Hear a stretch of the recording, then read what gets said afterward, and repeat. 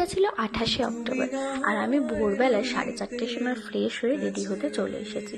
আজকে যাব একটা পার্টি মেকআপের কাজে। আমার সাথে আমার সব থেকে কাছের মানুষটাও যাবে।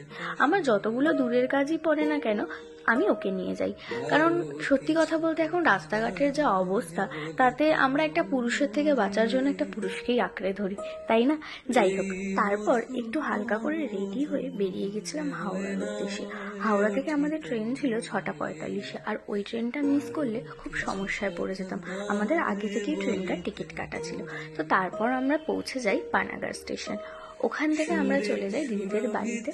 তারপরে সকালের জলখাবার আর লাঞ্চ করার পরে আমি শুরু করে দিয়েছিলাম মেকআপের কাজ।